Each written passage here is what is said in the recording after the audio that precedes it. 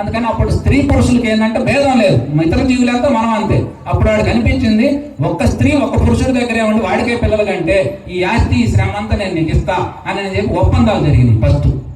అలా ఒప్పందాలు జరిగిన తర్వాతే మనకి కుటుంబ వ్యవస్థ ఏర్పడింది. ఆ తర్వాత ఏం తినాలి ఏం తినకూడదు ఇవన్నీ కొన్ని లక్షల సంవత్సరాల నుంచి ఎంతో మహాత్ములు కనిపెట్టిస్తే ఇవాళ చక్కగా ఏసీలో పండుకొని మనం హాయిగా ఏది ఆన్లైన్లో కొడితే మన ఇంటికి వస్తే హాయిగా తింటున్నాం.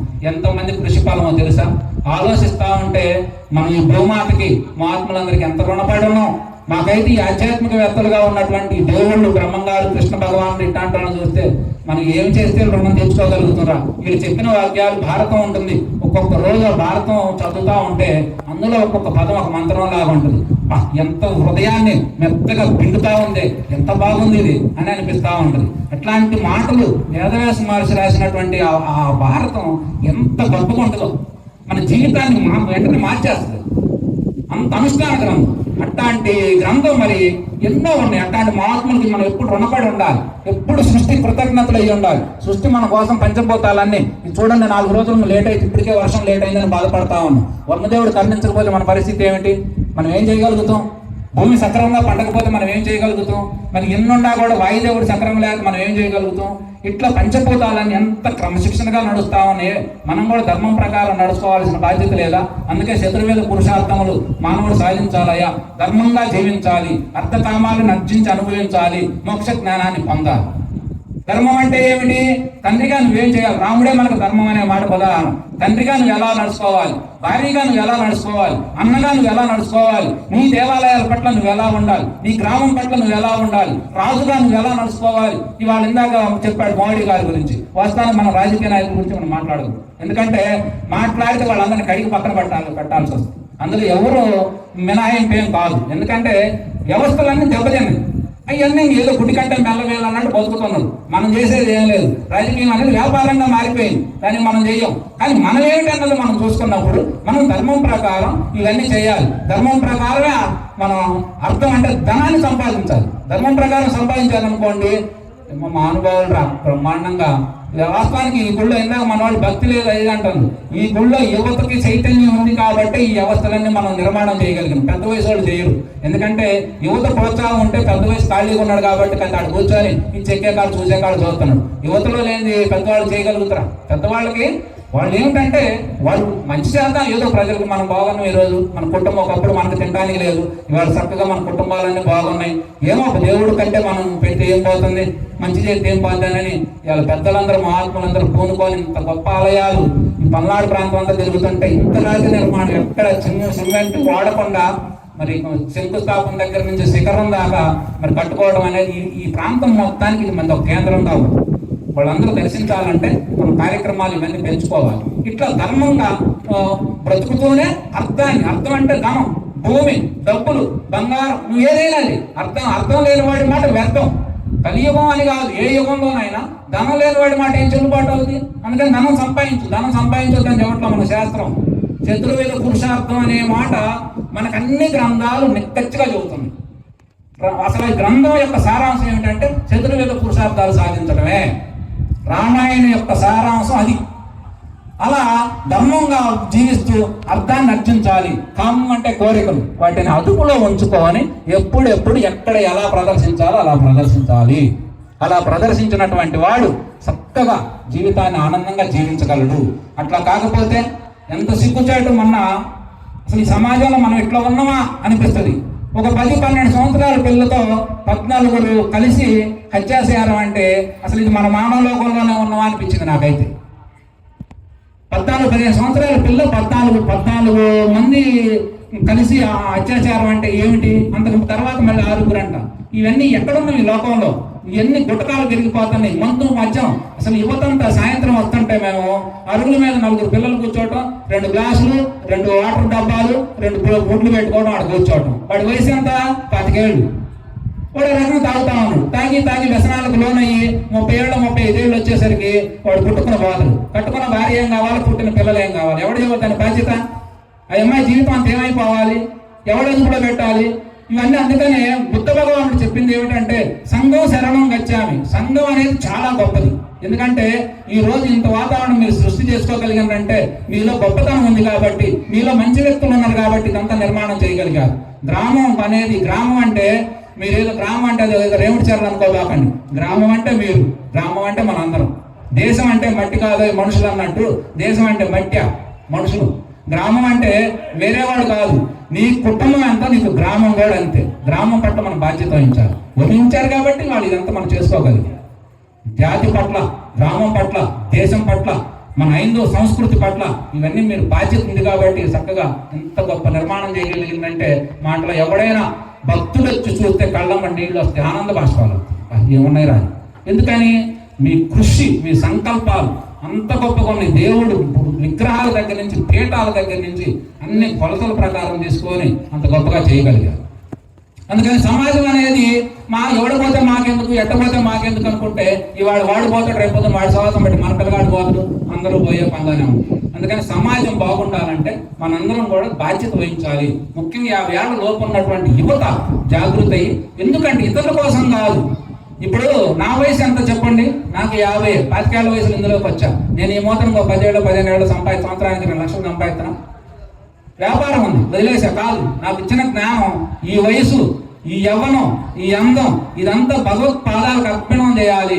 ప్రజలకి, భారతదేశానికి ఇది మనం ఇక్కడ పుట్టినందుకు ఇదంతా అందరికీ అందజేయాలి. మన గొప్పతనం మనకు తెలియటం. మన దగ్గర అన్నీ ఉన్నాయి కానీ మనకు తెలియదు. ఏం చేస్తాం?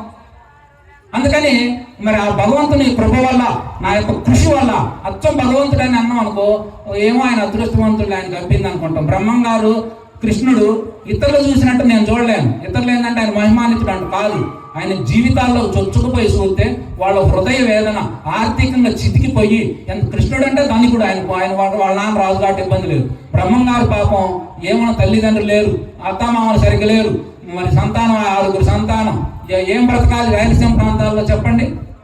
మళ్ళీ ఆయన సంఘ సమర్థగా ఉంటే వ్యతిరేక భావాలు, ఆయనకి ఎవడు పనిపడు, ఏమి చేయడు, ఎట్ట బ్రతకాలా? అయినా ఎంత నిజాయితీగా బ్రతికిండు, ఎంత గొప్పగా ఉన్నాడు. జ్ఞానమూర్తి కాబట్టి అన్నింటిని అధిగమించగలిగాడు. ఈరోజు మరి రాజయోగిగా, సద్గురువుగా భారతదేశం మొత్తానికి కాలజ్ఞానం అనగానే బ్రహ్మంగారి గుర్తుకొచ్చేలాగా. వాస్తవానికి ఏం చెప్పింది కృష్ణుడి కంటే ఎక్కువ ఏం చెప్పాల. వాస్తవానికి కృష్ణ భక్తుడే, శివభక్తుడు.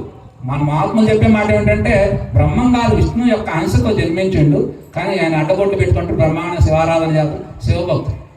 కానీ ఆయన భగవద్గీతను బ్రహ్మాండంగా ప్రచారం చేయడం జరిగింది. ఆ విధంగా చేసినటువంటి మనం ఇవన్నీ మనం చూసుకొని చేసుకుంటే మనందరం హాయిగా సుఖంగా భార్య భర్తలు, పిల్లలు, కుటుంబం, చదువులు వృద్ధి చెంది బ్రహ్మాండంగా ఉంటాం. ఇవాళ ఒకప్పుడు పూర్వం మా పల్నాడు బెల్టంతా తగాదులతో, 25 ఏళ్ల క్రితం తగాదులతో బ్రహ్మాండంగా కుటుంబాలు చితికిపోయి ఎంత బాధపడ్డారు అందరూ. ఇవాళ పిల్లలు హాయిగా చదువుకుంటున్నారు, విదేశాల్లో పోతాండ్రు, ధనం వచ్చి మనకు పడుతుంది, ఇక్కడ భూములు బ్రహ్మాండంగా రేట్లు పెరుగుతున్నాయి, అన్ని సౌకర్యాలు మనం సమకూర్చుకోగలిగాను. ఎంత సుఖంగా ఉన్నారో. నేను చిన్నప్పుడు మా అమ్మని చూసి ఎంత బాధపడేవాడిను. మేమేం గొడవలకు పోం, కానీ జరిగే గొడవల వల్ల, వచ్చే అనర్థాల వల్ల తట్టుకోలేక విల్లవిల్లాడి ఎంత బాధపడేవాడు. అవన్నీ యుద్ధాలు, గొడవలు ఇవన్నీ దేనికి వస్తాయి? పల్నాడిద్దాం దేనికి వచ్చినాయి? అన్నీ అహంకారం, మమకార, స్వార్థాల వల్లే వస్తాయి. వాటిని తెలుసుకొని వాటిని విడిచిపెడితే మనం బ్రహ్మాండంగా హాయిగా ఉండొచ్చు. ఇవన్నీ తెలియాలి. తెలుసుకోవాలంటే మానవుడికి మాత్రమే ఆ విచక్షణ జ్ఞానం అన్న. విచక్షణ అంటే ఏమిటి?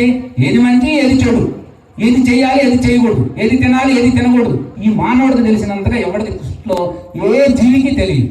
కానీ వివేకానంద అంటే ఎవరు? మంచి చెడులో నుంచి మంచిని మాత్రమే తీసుకునేవాడు వివేకానంద. ఇప్పుడు మనకేదైనా జరుగుతుంది అనుకోండి, చెడు ప్రచారం ప్రమాణం చేస్తూ ఉంటాం, కానీ మంచిని గ్రహించి మంచిని మాత్రం చెప్పాలంటే ఇవాళ నేను బజాట్లో మామూలుగా మాట్లాడటం అయితే మానేసి, ఏముంది ఆత్మస్థుతి, పరనింద, ఎవడి కాని పొగుడుకోవడం, పక్కని తిట్టుకోవడం తప్ప తను నీ తప్పు, నీ లోపం ఉందంటే ఎవడు వినే పరిస్థితి లేదు. ఇట్లాంటప్పుడైతే హాయిగా వింటారు. ఎందుకంటే వినాలి మనం. ఎందుకో మనసు ఇప్పుడు అందరూ మనసు ఒకేలాగా మారిపోతా ఉంది. మారిపోయినప్పుడు ఇక్కడ విన్నాం, చూసినాం. మనసుకు ఉన్న లక్షణం ఏమిటంటే మనసే మనిషిని బుద్ధుణ్ణి చేస్తుంది, మనసే బుద్ధుణ్ణి చేస్తుంది, మనసే నిన్ను మనసు లేని స్థాయికి తీసుకుపోతుంది, మనసే అన్నింటిని జయించగలిగింది. మనసు అనేది అంత గొప్పది, అంత సూక్ష్మమైనది, అంత గొప్పది అనమాట. మనసును సరిగ్గా వాడుకోలేదనుకోండి, దేహాన్ని వ్యసనాల్లో చేసుకుపోయి అందులో నెట్టేసింది శుభ్రంగా. నువ్వేమనుకుంటావు? నేను వాడుకుంటున్నా అనుకోండి, కాదు, నిన్ను వాడుకుంటుంది. ఒక తాగిపోతాడు అన్నాడు, వాళ్ళు అయ్యే తాగి ఆర్థికంగా దెబ్బతిన్నాడు, కుటుంబం స్థితికిపోయింది. వాడు మానాన్ని తాగి పోయినలే కానీ అనుకోండి, మళ్ళీ ఈడు తాగుతుంటాడు. ఊరిని తాగుడు వల్లే కదా మీ కుటుంబం పోయింది, గౌరవాలు పోయింది, సంఘంలో గౌరవించేవాళ్ళు లేడు. తాగుబోతాడు భార్య అంటే ఎవడన్నా బయటకు పోతే ఏలనగా చూస్తున్నారు, చిన్న చూపుగా చూస్తున్నారు, వాడు వేరే రకంగా ఆలోచిస్తున్నాడు. ఎందుకు? విలువ లేదు. అదే నీకు మంచి వ్యక్తి బజారుకు పోతే పలానాళ్ళ భార్య అంటే ఆమెకు ఎంత గౌరవం ఉంటుంది. ఆ విధంగా పైగా ఈ ప్రాంతం అంతా ఏమిటంటే ఆడవాళ్ళకి శ్రమ ఎక్కువ. నాకు తెలుసు, నేను అక్కడ దాకా పోతా, సాబరమడుగు దాకా. ఈ ప్రాంతం అంతా అటు కొంచెం ఆ విధానాలు వేరు. ఆడవాళ్ళకి చాలా సులువైన మార్గం ఇది బ్రహ్మాండంగా ఉంది. ఈ ఏరియా అంతా పాప 4 రోజులు అయితే పని నిమిషం ఖాళీ ఉండదు, వాళ్ళకి నాకు తెలుసు. ఆ రకంగా మరి కష్టపడే స్త్రీమూర్తులందరూ కూడా ముఖ్యంగా మనం ఈ వ్యవస్థలను నిర్మాణం చేస్తున్నాం కాబట్టి ఈ వ్యవస్థలకు తగ్గట్టుగా మనం కార్యక్రమాలు అవన్నీ నిలుపుకొని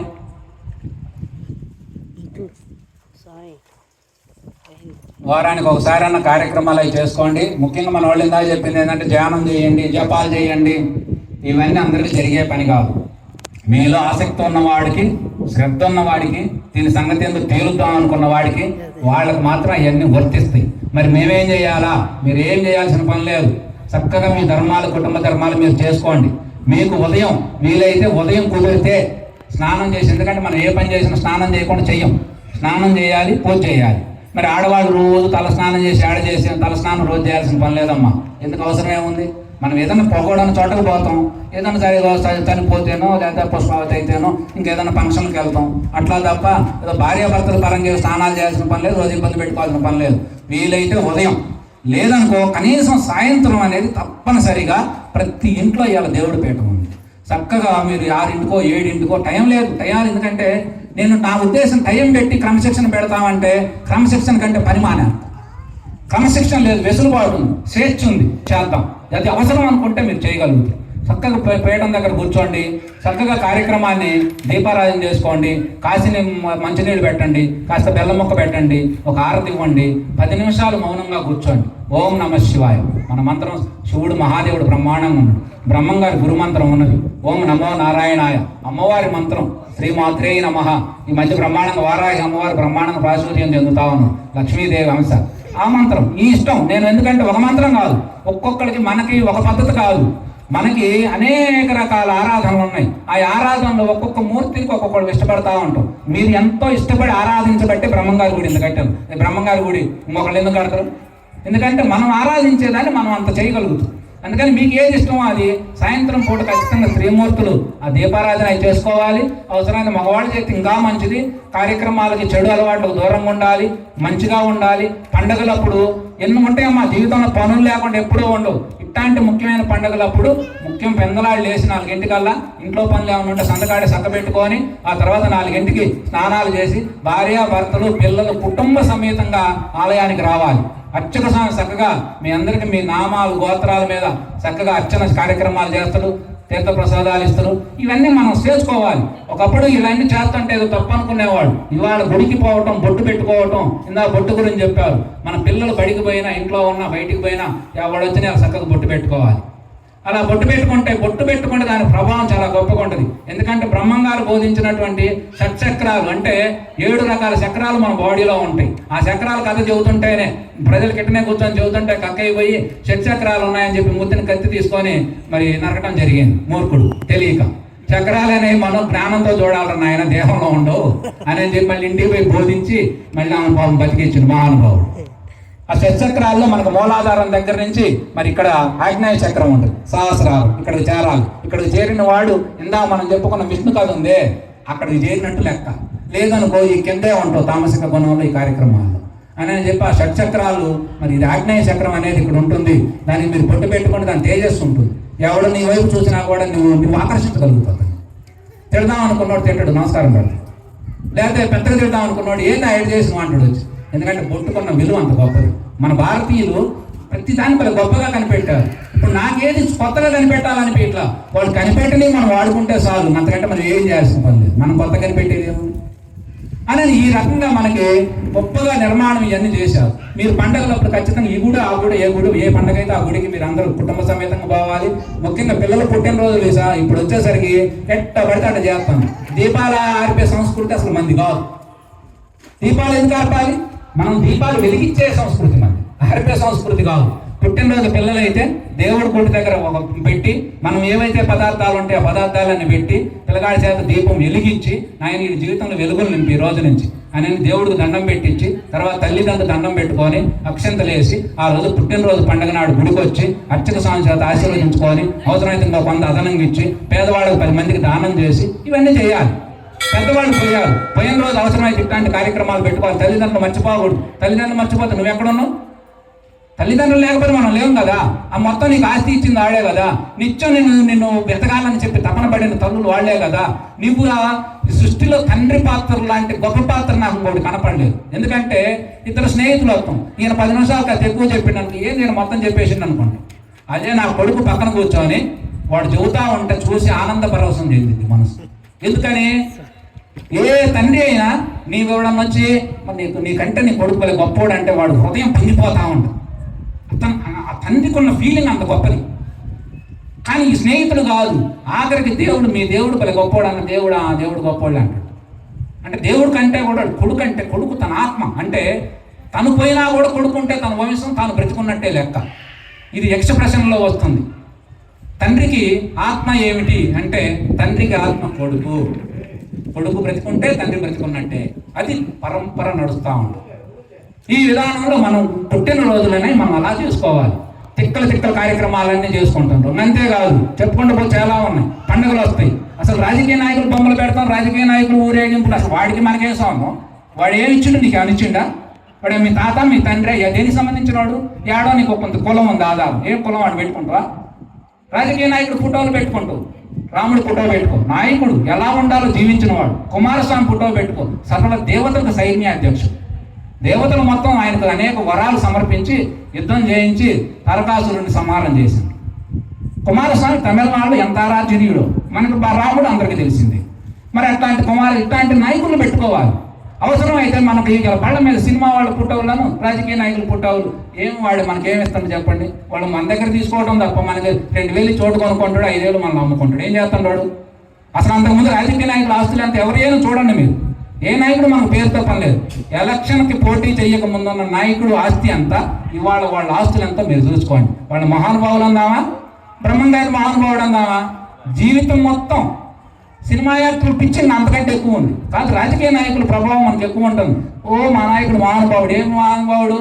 అంతకుముందు వాళ్ళ ఆస్తులు ఎంత, వాళ్ళు ఎక్కడ బ్రతికారు, ఇవాళ వాళ్ళ ఆస్తులు ఎంతో తెలుసు కదా మీ అందరికీ.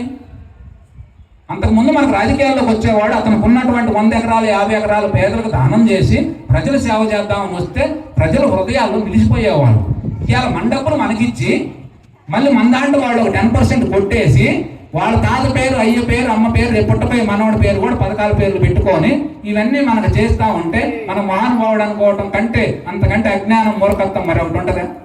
అందుకే బ్రహ్మంగారి గుడి కట్టుకుంది ఎందుకు? బ్రహ్మంగారు లాంటి త్యాగ పురుషుడు కుటుంబం, విలువలతో కూడుకున్న కుటుంబాన్ని, విలువలతో కూడుకున్న కొడుకుల్ని, విలువలతో కూడుకున్న శిష్యుల్ని, సమాజం పట్ల బాధ్యత, దేవాలయ వ్యవస్థ పట్ల బాధ్యత ఎన్ని వహించిండో మహానుభావుడు. ఎన్ని కష్టాలను ఓర్చుకున్నాడు. అవన్నీ ఓర్చుకోబట్టే వాటన్నిటి గురించి తెలుసు కాబట్టి ఆయన ఎక్కువ ఓర్చుకొని మళ్ళీ అందులోంచి బయటికి రాగలిగాడు. మామూలుగా మూఢంగా ఓర్చుకోవడం కాదు ఆయన. అట్లా మనం ఇవన్నీ ఎన్నో ఉన్నాయి చెప్పుకుంటూ పోతామంటే దీనికి అంతం మొత్తం లేదు. ఎన్నో ఉన్నాయి సమస్యలు. ప్రతి దేవాలయాన్ని కూడా తారతమ్యం లేకుండా మన వ్యవస్థలన్నీ, ఇప్పుడు నాకైతే ఈ దేవాలయం నాదే, మీ ఊరు కూడా ఆ ఊరే. నేను అలా అనుకుంటామంటే కొన్నాళ్ళు అనుకోంగా ఏమైందంటే అదిగా మారిపోదు. సృష్టి రహస్యం అది. ఇప్పుడు మహాత్ములు అందరూ ఇప్పుడు ఎందుకు బ్రహ్మంగారి, నేను బ్రహ్మంగారి అని మా కులవాడ, మా తాత, మా అయ్య ఫ్రెండ్ ఎవరికైనా చెప్పు. ఎందుకు మనవాడు ఏంటంటే ఆయన ఆ రోజు పుట్టబోయే జీవుల గురించి కూడా ఆలోచించండి, బాగుండాలి, సుఖంగా ఉండాలి. అందుకని ఆయన ఆలోచించిన ఆలోచన ఆశయాలు నాకు వాటా ఉంది. అందుకని ఆయనకి నేను రుణపడి ఉన్నా కాబట్టి మొక్కుతున్నాను. అట్లా మనం ఇచ్చిందే తిరిగి వస్తుంది. కర్మ సిద్ధాంతం ఇది. ఈ కర్మ సిద్ధాంతం అనేది మంచి పని చెడ్డ పనులు 2 ఉన్నాయి. మంచి పని చేస్తేనే పాపం వస్తుంది, చెడ్డ పని చేస్తేనే పుణ్యం వస్తుంది. మంచి పని వల్లే నీకు మనసు సుఖంగా ఉంటుంది, మంచి పని వల్లే నీకు బాగా శాంతిగా ఉంటుంది, మంచి పని వల్లే ఆనందంగా ఉంటుంది, మంచి పని వల్లే మరో జన్మ కూడా అవసరం లేకుండా పోతుంది. ఒకవేళ వచ్చినా కూడా ఉత్తమ జన్మ. భగవద్గీత స్పష్టంగా తెలియజేస్తుంది. మానవుడు నీకు ఉన్న పలంగా మంచి పని చేస్తే చచ్చిపోయాడు అనుకో, ఉత్తమ జన్మ అక్కడనే మొదలవుద్దంట. వాడు పుట్టుకతో యోగిగా పుడుతున్నంట బ్రహ్మంగారి లాగా చక్కగా. లేదు అసలు జన్మరాహిత్యం. జన్మరాహిత్యం అంటే ఏమిటి? పరమాత్మ స్థానాన్ని అలంకరిస్తాడు, చావు కాదు అది. జన్మరాహిత్యం అనే పదం ఏమిటంటే పరమాత్మ ఏ సృష్టి అంతా ఆధారం అయ్యి ఉన్నదో ఆ సృష్టి తనుగా మారిపోతుంది. అలా మారిపోయినప్పుడు అహం బ్రహ్మస్మి మనకు చెప్పే ఉపనిషత్తుల వాక్యాలు. అహం బ్రహ్మస్మి, మరి సోహం శివోహం అంటే అది నేను అయ్యున్నా అని చెబుతా ఉన్నాయి. అవన్నీ మనకు మంత్రాలన్నీ ఇంచుమించు తేడాలు. అందుకని అవన్నీ మనకు తెలియాలి, వాటి అర్థాలన్నీ మనం తెలిసి నడుచుకోగలిగితే మన జీవితం చాలా పావనం అయింది, చాలా గొప్పగా ఉంటుంది. ఇవన్నీ మనకు అర్థం కాకపోయినా మనం చేయాల్సిన 2 పనులే.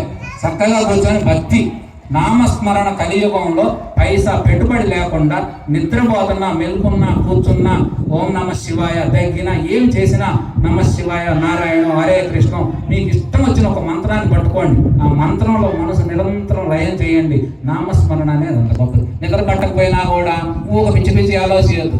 ఓం నమ శివాయ అని నామాన్ని మీరు నిద్ర పట్టిన వాళ్ళకి చాలా, నేను ఒక పడుకోగానే కాసేపు నమ శివాయనో ఆలోచిస్తూ ఉన్నాను అనుకో, శివుడిని ఆలోచిస్తూ ఉంటా, శివుడు ఆయన కనపడతా ఉంటాడు రూపంలో, ఆయన మనసు ఆనందంలో పరవశించి ఆయన జారిపోయి మళ్ళీ బతుకుంటే నమ శివాయ, లేకపోతే నమ శివాయ, ఏం చేస్తాం దానికి. అందుకు కాబట్టి మనం భక్తి అనేది సులువైన మార్గం. భక్తిలో మనకి 9 భక్తి మార్గాలు, అందులో స్మరణం అనేది సులువైన మార్గం. చక్కగా చేయండి. ఆచారాలన్నీ మనం పాటించాలి. మనకి ఎంత లోతైన ఆచారం ఉందో, ఏమీ లేని ఆచారం తేలిక బతికే విధానం కూడా ఒక పద్ధతి లేదు. మనకి ఒకే పద్ధతులు, ఎందుకంటే ఒక పద్ధతి తెలిసినప్పుడు ఒక పద్ధతినే చదువుతుంది. మనకు అనేక పద్ధతుల్లో ఉన్నాయి మార్గాలు, అసలు ఒక మార్గం అనేదే లేదు. అందుకని ప్రతి మనిషి ఒక కృష్ణుడు, బ్రహ్మంగారు, శంకరాచార్యులు వయసు 32 ఏళ్ళు ఆయన బ్రతికింది. భారతదేశం మొత్తం 3 సార్లు తిరిగిండు, 4 పీఠాలు స్థాపించండు. శివాలయ వ్యవస్థ అంతా ఆయన వల్లే మనం డెవలప్ చేయగలిగాం. అద్వైతాన్ని స్థాపించిండు. అంతకుముందు శివకేశ్వరులకు భేదం ఉందని కొట్టుకుంటాడు, వరే ఇద్దరు ఒకటేరా, ఆయనకి ఈయన భేదం లేదని ఆయన శివాంశాలు ఇందాక గజగోవిందం పాడిండు. ఆయన శంకరాచార్య విష్ణుమూర్తి మీద ఆయన ఎక్కువ శ్లోకాలు రాసిండు. ఎందుకంటే ఆయనకి ఏం భేదం లేదు, ఈయనకి భేదం లేదు, సాకారంలో ఇద్దరు వేరు ఉన్న, నిరాకారంలో ఇద్దరు ఒకటేనని ఆయన తెలియజేసి. అట్లా మనం అట్లాంటి మార్పుల్ని మనం అనుసరించాలి, అట్లాంటి వాళ్ళని ఆదర్శంగా తీసుకోవాలి. అవి చేయాలి. కానీ మనం ఈ తిక్కల కార్యక్రమాలన్నీ పెట్టుకొని రాజకీయ వాతావరణం అంతా, రేపు వినాయక చవితి అవుతుంది. వినాయక చవితి రోజు ఎవరిదేదో చేస్తా ఉన్నాం. నేను దాని మీద 4 ఏళ్ళ నుంచి చదువుతూనే ఉన్నాను. పెట్టమాకండి, అటు చేసుకోకూడదంటే పాపం మా గ్రామంలో నా పట్ల ఉన్న గౌరవంతో 1 సంవత్సరం పిల్లలపై ఈ వాతావరణం ఉండకూడదు, రే మందులు కాలకూడదు, మందు తాగకూడదు, ఎవడన్నా తెలియక తాగితే తాగిండు, కానీ రాజకీయ నాయకులు పాటలు పెట్టకూడదు అని చక్కగా భజన చేసుకొని ఊరంతా చెప్పుకొచ్చాను. ఎందుకంటే నేను నా జీవితం నిజాయితీగా ఉండటం వల్ల నేను వాళ్ళలో కలిసి బ్రతుకుతా, వ్యాపారం చేస్తున్నా, బ్రతుకుతున్నా కాబట్టి అయినా సరే అన్నమాట వినాలి.